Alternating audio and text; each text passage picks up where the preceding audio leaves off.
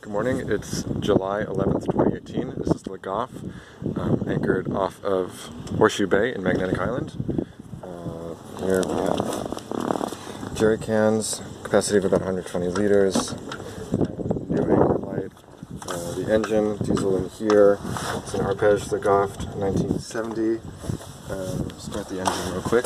This is a new temperature gauge that was installed. The engine also has a temperature cutoff, but it's a very good running engine. It's much newer than the boat. I think it's a 2010, but I'll have to check the papers. Two-cylinder, yeah, I've had no problems. So start up the engine by turning on the pump, turn this on, switch on the key. It's a simple push start.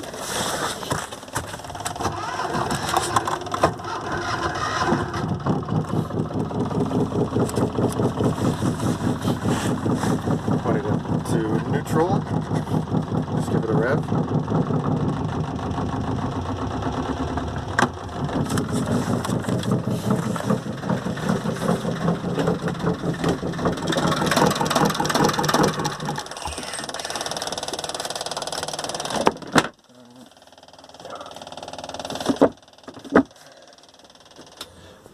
So now let's move a little bit into the interior real quick.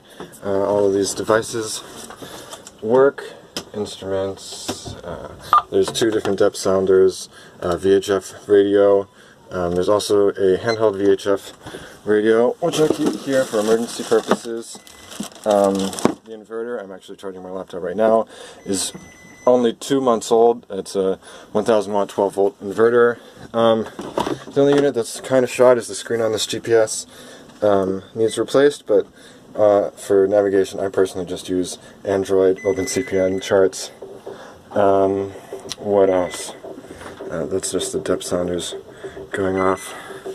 Radio on channel 16.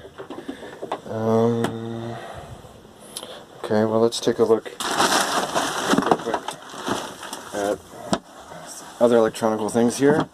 We have 3 12-volt batteries. One which is dedicated just for the engine, the other two go to the inverter and kind of power all that stuff. There's that emergency kit. There's an EPIRB. The EPIRB is not Australian registered, it's French registered, so that has a little bit of work to do. Let's see. The stereo works great. I just replaced the outside speaker, this speaker, which is the same as the outside one, brand new. 2 speakers in here. Let's go to the kitchenette. Lots of food storage back here. Just having some coffee. Here is an ice box, which probably could be component. Let's see, it's a gas stove. The gas tanks need to be moved outside. I'm going to be doing that today, but for quick testing purposes.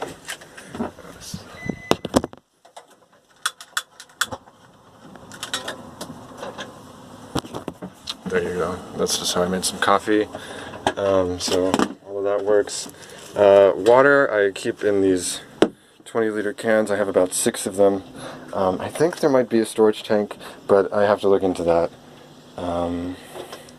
Fishing supplies are back here. Lots and lots of tools. They're all kind of hidden all over the boat.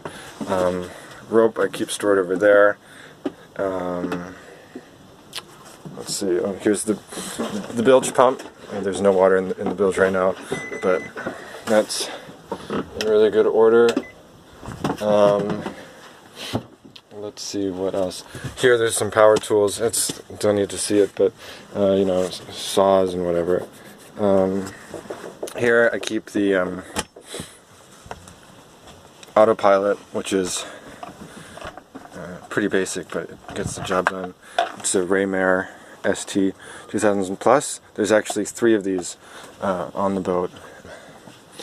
So underneath here I keep the sails. Real quick.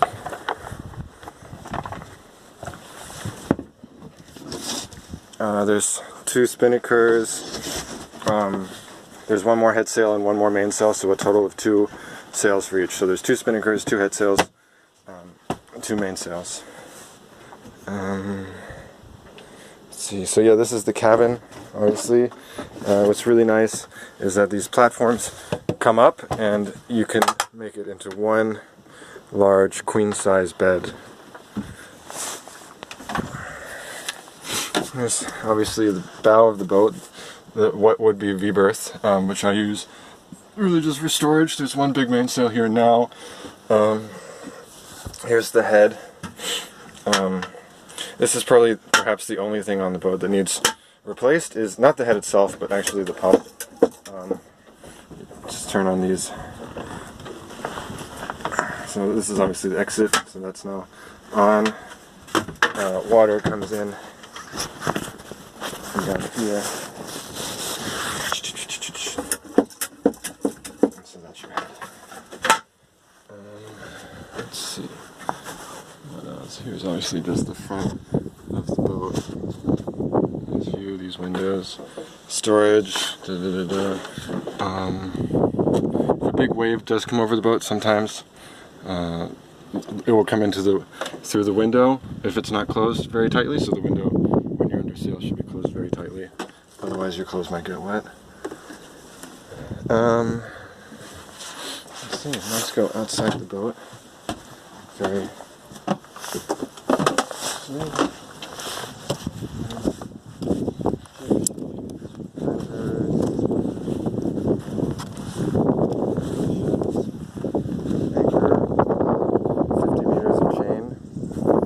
More 55. I have them marked every 5 meters, so with twisted ties, 1 tie for every 5 meters, so they're 30 meters of chain. So.